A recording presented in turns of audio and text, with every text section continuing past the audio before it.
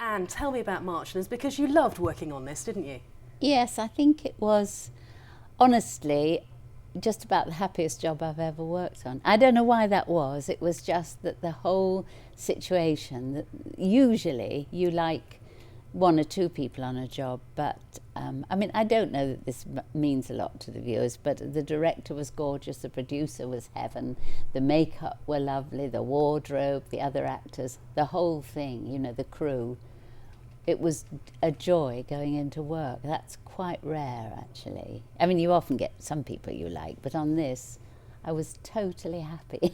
And you were filming upstairs, downstairs over in Cardiff, weren't you? Yes, there was one week when I was Mrs. Thackeray in Upstairs Downstairs on Tuesday and Thursday, and I was Ruth Bowen, which is what I am in this on Monday, Wednesday and Friday, and I thought, oh gosh, I'm a real actress now. Tell me about your character Ruth. Well, she's very sad because Jodie Whittaker plays the younger version of me, and I wore contact lenses because I've got blue eyes and she's got brown eyes. That was a new experience. I have lost a child when she was 6 years old, and my whole life is spent trying to find out.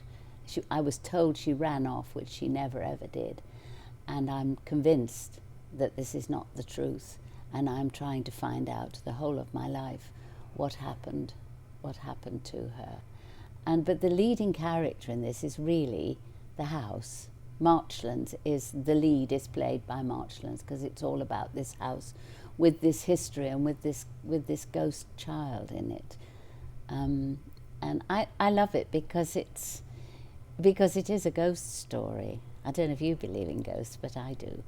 And it's so nice there's not violence in it as such, you know, and to get away from all the guns and the cops and the robbers. And you know, it is what my mum would, I've said this many times, my mum would have called a very good yarn. It's an old-fashioned ghost story, and I think we need something like that now. You do have a sort of, you do believe in auras and feelings and atmospheres. Tell me about that. Well, I do. I mean, I'm not exactly psychic, but I'm never surprised when things happen. I mean, I'll tell you a funny story. I don't know if it was many years ago when I was doing Dinner Ladies, and I talked to my parents because I was very, very close to my parents, very fond of my parents and my three brothers. And I said one day to my father, if you can hear me, Daddy, send me a sign.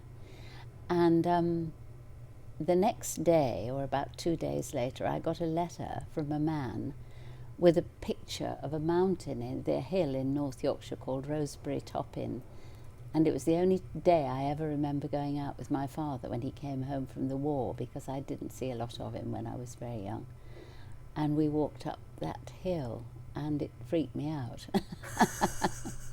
Didn't you also dream about or have a suspicion about the MBE or something when you were going to get that? Yes. Well, I met this girl on holiday who said I read tea leaves, and I thought, yeah, you know, I didn't, even I believe that. And she read them for me, and she started to shake and cry and said, this was in April, and I have a recording of it. You're going to be given the moon this summer, and she said, you're going to think you don't deserve it. And I was thinking, you know, what job could I possibly think I don't deserve? And when I was talking to the Cabinet Office, and he said, we'd like to put your name before the Queen for an MBE. And I said, what? I said, I don't deserve an MBE. I said, you know, and as I said it, I thought, oh, and it was strange, very strange. Yeah. Oh, I do believe in all those things, and I think things, and you know, they sort of come true. I don't get anything useful like the lottery numbers or anything like that. That would be nice. But you haven't seen a ghost? I haven't, no. I'd love to. I mean, I think it would be magical. I wouldn't want to be alone in my house, in that great big Marchlands house, like at midnight, and see one. But I'd be very happy to see one like now. You know, if somebody came and sat down next to me now, I'd be very happy. And from the other world. Why did you want to get involved in this project? Because it's an interesting concept, It's a good script. Yeah, tell me about that. That's the reason why you want, it's a very good, interesting part. And it's nice to do some drama. I've done such a lot of comedy, which I'm not complaining about at all. But I sort of am hungry to do some real drama now. And that was nice, to be able to get your teeth into a nice, meaty drama. Stephen, the writer, has also written for Doctor Who, which you've been in as well, and Doctor Who fans watching this will remember you as one of the monsters. I know. And David Tennant behaved extremely badly. He laughed as I sucked his blood out of his neck with a straw.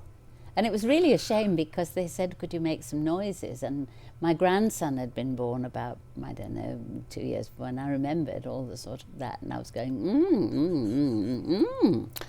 And they said it was too horrific, and they cut it. Oh, but it's very interesting to have all these 3 different periods and entwining. The director's done very well there. Yes. Yes, I mean, I hope people will be able to follow that. And of course, characters of different ages, as I am Jodie Whittaker later on, and I think that's fairly clear. But there are quite a lot of other characters that are in 2 different periods. And it's asking, the audience have got to concentrate, but I think it looks very classy, doesn't it? I love the house and the garden and the countryside. And it's intriguing, a real mystery, and your character, it's suffering from this terrible grief and what it does to her relationship, the family, and back in the 60s, yes. It was terribly tense, wasn't it? Yes, because nobody really took her husband, and her mother-in-law and father-in-law didn't really take her seriously when she said, I feel my child is here, and I feel that something is wrong, and I want to find out what happened to her. Everybody was saying, forget it, get over it, and she didn't want to, as I wouldn't. And how did you get into that place? I mean, you've got a family yourself. I mean, it's horrible. Oh, that wasn't hard. Yeah. That wasn't hard. I just thought what it would be like.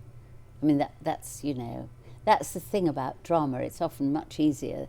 I'm not saying anything is easy, but it's easier than comedy, because you don't have to get laughs. You just have to really get under the skin of something and really think about, not acting, about really thinking what you would feel like if your child was taken from you. I mean, just terrible, just terrible. And Marchlands itself is in Surrey. It is, yes. I can't remember whereabouts it was now. Is it near Egham? I'm terribly sorry, but I think my nose is running. Can you cut it no, a that's minute? fine. No, can't that's you? fine. Yeah. Okay. Finally, how would you entice the viewers to tune in and watch Marchlands? What has it got for them? I just think it's brand new, and in this time of that we are all the time that the television is filled with people chasing each other with guns and cars, and this is about people and about relationships, and it is a old-fashioned ghost story, which I think people love a good story, don't they? And Marchlands has got a very, very good mystery. It's a good mystery.